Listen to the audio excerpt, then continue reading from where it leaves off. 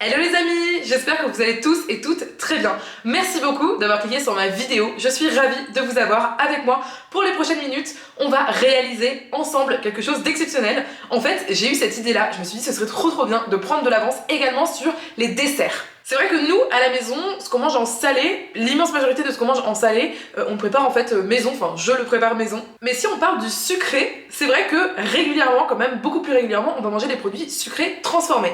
Et je me suis dit, ce serait quand même super chouette, à la fois pour notre plaisir gustatif, mais aussi pour notre porte-monnaie, et pourquoi pas un petit peu pour notre santé, de manger peut-être plus de produits sucrés maison, plutôt que des produits sucrés industriels. Alors ne vous méprenez pas, pour moi c'est hyper important de le dire dès maintenant, il n'y a aucune honte à manger des produits industriels, c'est tout à fait ok. Sur cette chaîne, il n'y a pas de shaming sur le fait d'acheter des trucs indus et de les manger, c'est tout à fait ok. Pour moi, tant que vous végétalisez votre alimentation au maximum, eh bien vous allez vers le mieux, donc c'est super. En plus, je tiens à dire que tout le monde n'a pas la possibilité de cuisiner les choses maison, tout le monde n'a pas les mêmes facultés physiques par exemple. Ce n'est pas le sujet de la vidéo, mais je tenais tout de même à le dire. De mon côté, je vous emmène aujourd'hui dans ma cuisine, on va réaliser plein de desserts, on va faire des cakes, on va faire des cookies, on va faire une tarte tatin, on va faire plein de choses et l'objectif ça va vraiment être ensuite de conserver tout cela, par exemple au congélateur, les mettre dans des petits sacs congélation et les glisser au congélateur et comme ça, tout au long du mois, que ce soit pour le petit déjeuner, pour le goûter, pour le dessert, lorsqu'on a envie, eh bien on peut récupérer une part de cake et la faire réchauffer par exemple au grille-pain ou bien à la poêle. Voilà, j'espère que l'idée vous plaira. Comme d'habitude, tout est 100% sans œufs et sans lait. Ici, on cuisine vegan. J'ai d'ores et déjà super hâte de vous lire dans les commentaires. Et c'est parti, on commence ensemble la première recette. On va commencer par la réalisation d'un riz au lait. Alors pour cela, ça va être très simple, vous allez voir. On va commencer par mettre 1 litre de lait végétal dans une casserole.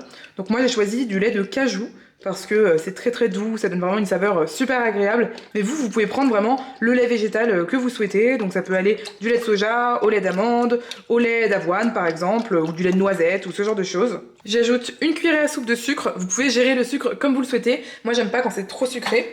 Je vais également y mettre de la vanille en poudre. Donc sachez que la mienne, je l'ai réalisée avec des gousses de vanille qui étaient vides et séchées. Ma mère les avait laissées sécher dans son frigo, donc je les avais mixées une fois qu'elles étaient toutes sèches et ça m'avait donné une poudre de vanille comme ça. C'est un peu zéro déchet parce que si vous ne réutilisez pas les cosses un petit peu de vos gousses de vanille, c'est vraiment dommage. Donc c'est très parfumé, je viens y mettre une cuillère à café et ensuite j'ajoute tout simplement mon riz rond. Sachez que si vous utilisez du lait de soja, la vanille va moins se sentir. Donc c'est peut-être un peu dommage de faire à la vanille si vous utilisez du lait de soja.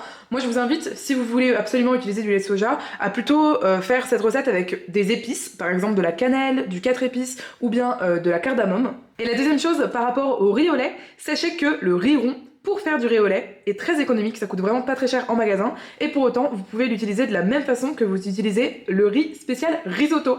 Et c'est là que vous allez voir l'astuce, c'est que le riz spécial risotto coûte presque 3 fois plus cher, voire 4 fois plus cher dans certains magasins que le riz à riz au lait. Donc vraiment, je vous invite à tester d'acheter du riz rond, à la fois pour faire du riz au lait de cette recette par exemple, mais aussi pour faire ensuite des risottos.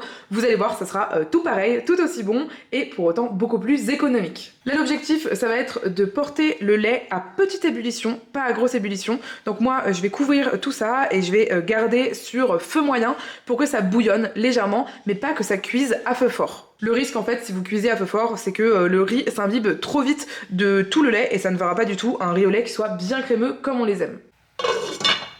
Pour l'instant, j'oublie mon riz pendant quelques minutes. Lorsque ce sera à bouillonnement, je viendrai mélanger avec ma spatule en bois et régulièrement, il faudra que je vienne mélanger à la spatule en bois jusqu'à ce que le riz au lait soit cuit. En attendant que mon riz au lait commence à bouillonner, je vais commencer à préparer ma seconde recette. Ce sera une recette de cookies vegan. Vous allez voir, vraiment, vous n'aurez besoin que de cette recette parce qu'elle est excellente. Donc je vais commencer par prendre une petite poêle et dedans, je vais mettre ma margarine végétale. Je vous conseille fortement une margarine dure, donc pas la margarine que l'on trouve en paquet plastique, mais plutôt la margarine que l'on trouve en bloc.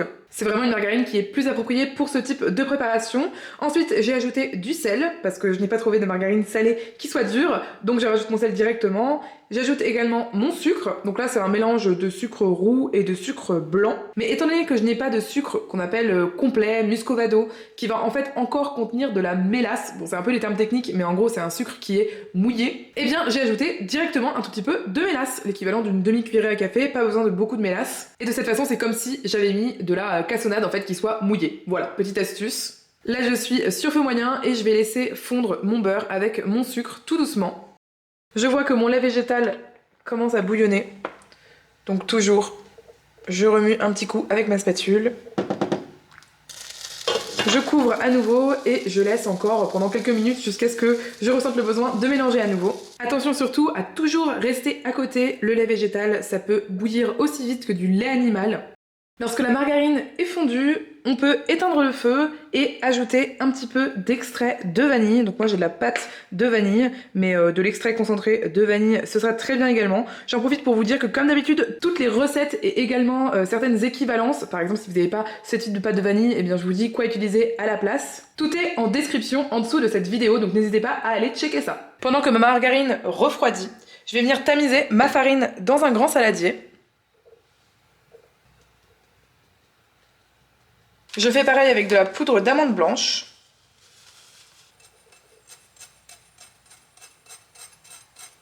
Je viens ajouter du bicarbonate alimentaire. Également un petit peu de levure chimique. Le fait d'utiliser de la levure chimique et du bicarbonate alimentaire, c'est l'une des choses qui vont nous permettre d'avoir des cookies qui sont croustimoelleux. Je crois que c'est ce que tout le monde adore. Régulièrement, je retourne voir mon riz au lait. Regardez, ça y est, il est presque prêt. Le riz a vraiment commencé à bien absorber le lait végétal, il commence à être bien cuit. Là il faudra encore je pense 5 minutes. Moi ce que je fais à ce stade c'est que j'éteins le feu et je continue toutes les 5 minutes à peu près à mélanger le tout. Comme ça comme c'est encore chaud, le riz continue un petit peu d'absorber le liquide mais surtout pas trop. Je mélange mes poudres et j'ajoute mon mélange margarine-sucre qui est un petit peu refroidi. Je mélange le tout à l'aide d'une cuillère jusqu'à ce que j'obtienne une pâte qui ressemble à une pâte à cookies crue tout simplement. Et voilà, en à peine 1 minute, j'obtiens une superbe pâte à cookies. Comme elle est un petit peu liquide, pas très solide, je vais venir la mettre au congélateur pendant 10 minutes.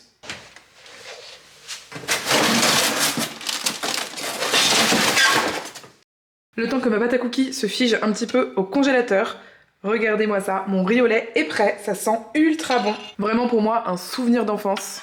Regardez-moi ça comme il est crémeux. Faut vraiment s'arrêter au bon moment avec le riz au lait et pas laisser le riz complètement absorber le liquide, sinon c'est plus aussi bon. Je vais tout de suite servir un petit bol pour le goûter. D'ailleurs, je tiens à vous dire que c'est la seule recette de ce meal prep qui sera vraiment gardée telle quelle pour nos goûters, nos petits déjeuners, etc. Des prochains jours en fait, parce que pour le coup, le riz au lait, ça se congèle pas très bien, ça devient dur en fait, le riz continue à absorber le liquide, etc. Je le sers avec des petites cerises griottes au sirop. On pourrait également le servir avec d'autres fruits frais ou au sirop. Par exemple, vous pourriez faire des pommes ou des poires caramélisées, ce serait hyper bon avec un petit peu de 4 épices et du sucre à faire revenir dans une poêle. Mais moi, à la maison, j'avais déjà dans nos placards ces cerises et du coup, ça m'a donné trop envie de le servir avec. Je sens qu'on va se régaler pour le goûter. J'ai sorti ma pâte à cookies du congélateur. Je vais venir y mettre des pépites de chocolat. Alors moi, je vais pas tout mettre parce que vous allez voir, on va en garder pour en mettre juste au-dessus des cookies au dernier moment. À l'aide de mes mains, je vais intégrer le chocolat dans la pâte à cookies. Hop. Au bout de quelques secondes, à la malaxer avec les mains, regardez-moi ça, la pâte à cookies est redevenue un petit peu plus souple. Et sur une plaque recouverte de papier sulfurisé, je vais venir mettre mes boules de cookies. Alors on essaye de faire des boules qui soient à peu près de la même taille. Vous pouvez peser vos boules, moi c'est ce que j'ai fait, donc elles font chacune 60 grammes. Et ensuite je vais venir ajouter quelques pépites de chocolat sur les quelques cookies qui n'en ont pas sur le dessus.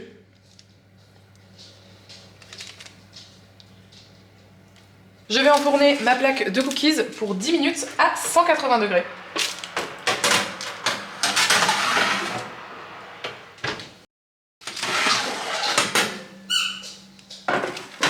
Les cookies sont sortis du four, je les ai laissés cuire 10 minutes et ensuite j'ai éteint mon four et je les ai laissés 2 minutes supplémentaires. Maintenant l'objectif ça va être de les laisser refroidir. Vous allez voir, ils sont hyper croustillants à l'extérieur et fondants à l'intérieur. Vraiment j'adore cette recette de cookies.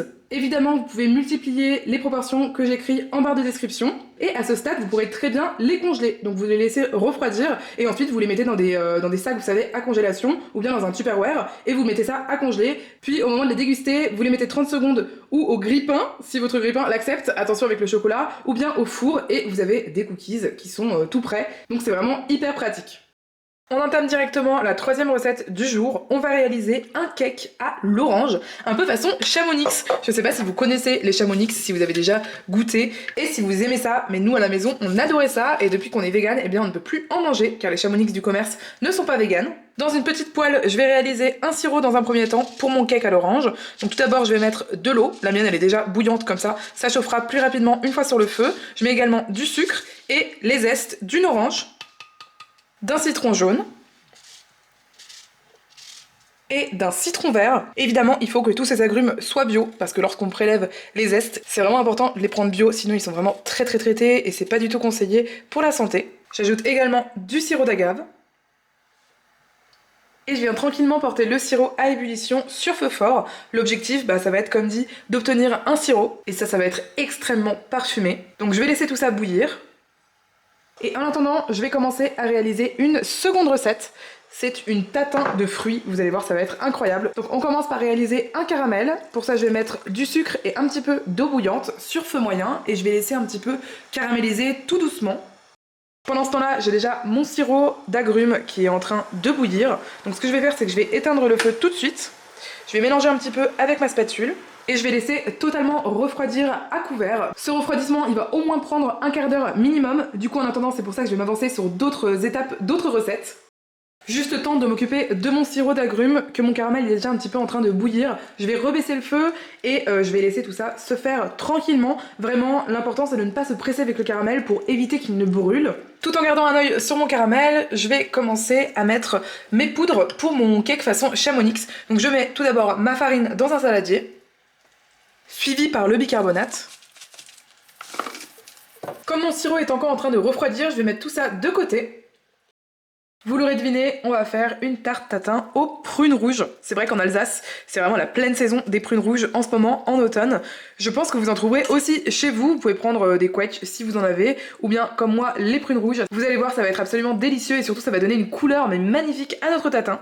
Donc après avoir lavé nos prunes, on va les couper en deux, enlever le noyau et les couper en quartiers.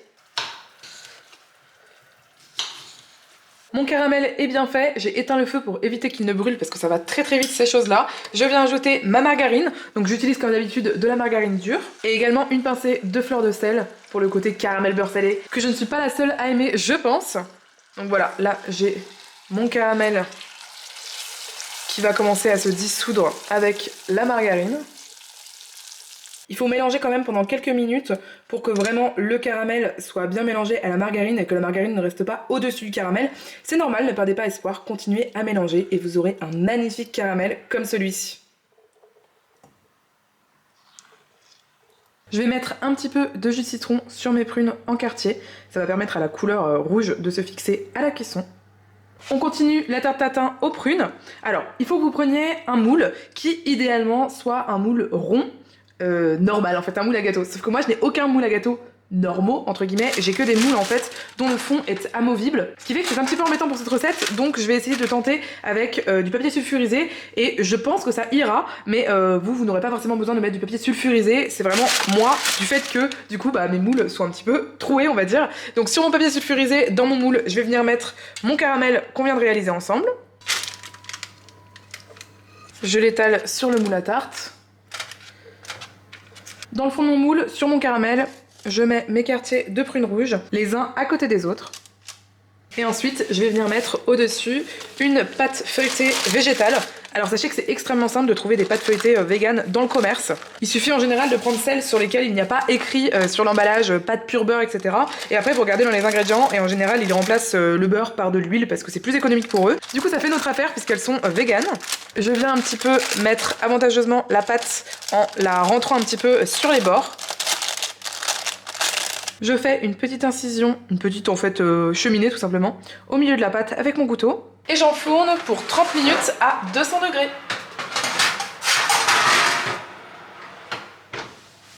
Pendant que la tarte tatin cuit, je reprends la réalisation du cake façon Chamonix, étant donné que mon sirop est enfin refroidi.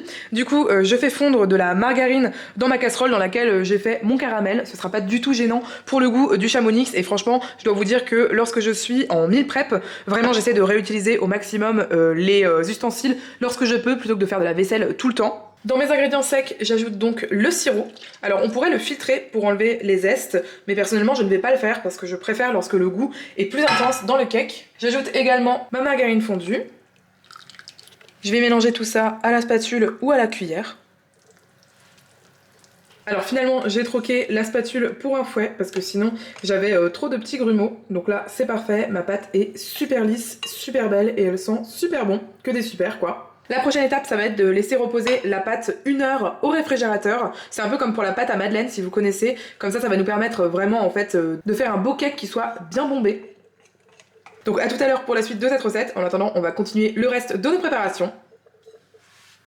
On entame une nouvelle recette, la recette d'un gâteau au citron et au thé Earl Grey. Donc pour commencer, on va faire infuser du thé Earl Grey dans du lait végétal. Pour moi, c'est un mélange de lait d'avoine et de lait de cajou puisque c'était ce qui me restait. Mais absolument tous les laits feront l'affaire ici. Et dedans, je vais mettre à infuser une boule à thé dans laquelle j'ai mis du thé Earl Grey tout simplement. Le thé Earl Grey, c'est un thé qu'on boit souvent au petit déjeuner, qui est un thé noir parfumé aux agrumes avec notamment de la bergamote, etc. Vu que c'est un gâteau qui sera aux agrumes, c'est pour ça que j'ai réutilisé la poêle dans laquelle on a fait le sirop aux agrumes. Ça va donner encore plus de saveur. Une fois que mon lait végétal commence tout doucement à bouillir, je vais bien prendre ma petite boule et comme ça la passer un petit peu dans le lait afin que le thé soit bien infusé tout simplement. Et ensuite je vais mettre un couvercle et éteindre le feu parce qu'attention, le lait ça peut bouillir vraiment très très vite. Donc je surveille bien, j'éteins le feu et ensuite je vais laisser environ 5 minutes le temps que le thé infuse. Je vais mettre les ingrédients secs de mon gâteau aux agrumes et au thé dans un saladier. Donc cette fois-ci, j'ai retenu ma leçon par rapport aux grumeaux de la pâte précédente, même si bon, les grumeaux se sont très facilement enlevés avec le fouet. Je vais quand même tamiser ma farine. J'ajoute aussi ma levure chimique. J'ajoute de l'huile neutre, ainsi que mon lait infusé. Et je viens mélanger le tout. Pour info, ma tarte tatin vient de sortir du four. C'est en train de bouillonner sur le côté. Je sais pas si vous allez voir, mais en tous les cas, c'est juste magnifique. On va laisser refroidir un petit peu avant de la retourner sur une assiette. J'ajoute le zeste de 2 citrons bio. Ainsi que leur jus. Sans oublier évidemment le sucre. Et à nouveau, on mélange le tout. J'ai chemisé mon moule à charnière de papier sulfurisé. Si vous êtes bien attentive, vous pouvez remarquer que j'ai réutilisé le papier sulfurisé qu'il y avait sur ma pâte feuilletée. Et ensuite, j'ai mis un petit peu de margarine sur le bord. Je viens verser ma pâte à gâteau. J'ai chemisé mon moule à cake de papier sulfurisé, j'ai sorti ma pâte à chamois du réfrigérateur, donc vous voyez elle est beaucoup plus épaisse. Je vais la mettre dans mon moule. Mes gâteaux sont tous les deux dans leur moule. On va enfourner le tout à 160 degrés. C'est trop pratique parce que les deux se cuisent à 160 degrés, c'est pour ça que j'ai gardé la cuisson commune. Et comme je ne suis pas encore sur des temps de cuisson, je vous le mettrai en description comme pour les autres recettes, comme ça vous pourrez avoir la version finale des recettes. Souhaitez-moi bonne chance, c'est le moment où je retourne ma tarte tatin. Donc j'ai attendu un petit peu qu'elle refroidisse.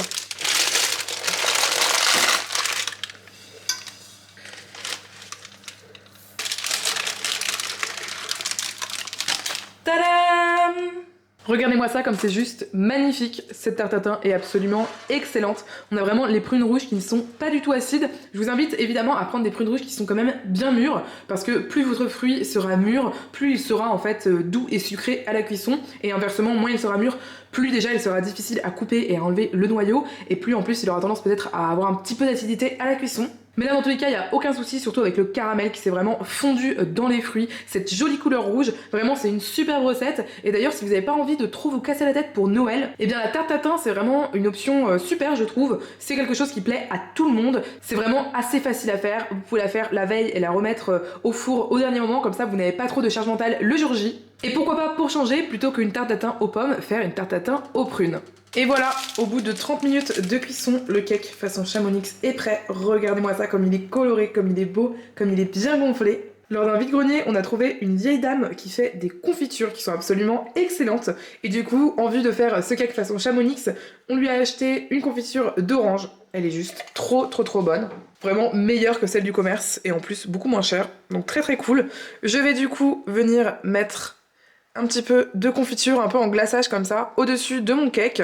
Et comme ça rappellera vraiment le fourrage orange des Chamonix.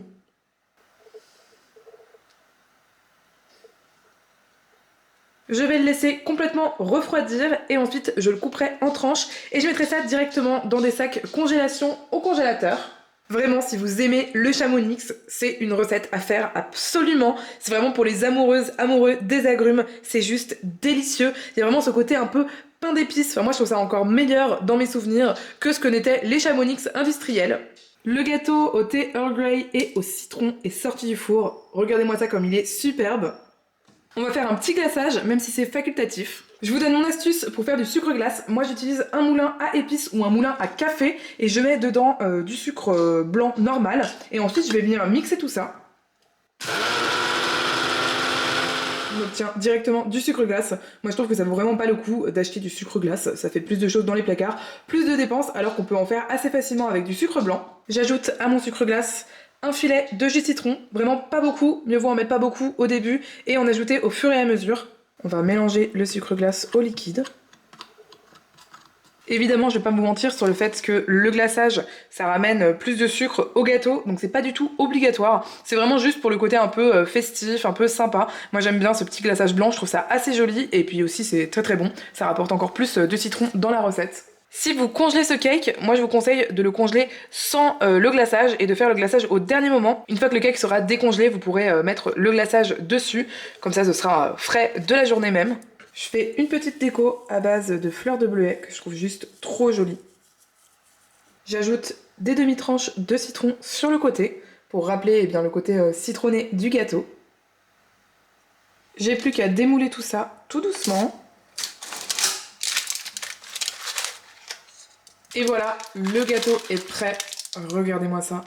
Comme il est gourmand, comme il est gonflé, avec sa petite croûte dorée. C'est juste trop trop beau. Et je dois dire que je suis assez satisfaite de ma petite déco avec les citrons, les petites fleurs et le glaçage. Si vous n'avez pas de petites fleurs comme ça chez vous, eh bien mettez aussi un petit peu de thé Earl Grey sur le dessus pour rappeler vraiment ce qu'il y a dans le gâteau. Je vous mettrai en story sur Instagram des photos des parts coupées, comme ça vous pourrez bien voir l'intérieur. Donc n'hésitez pas à me suivre là-bas pour voir mes petites choses du quotidien.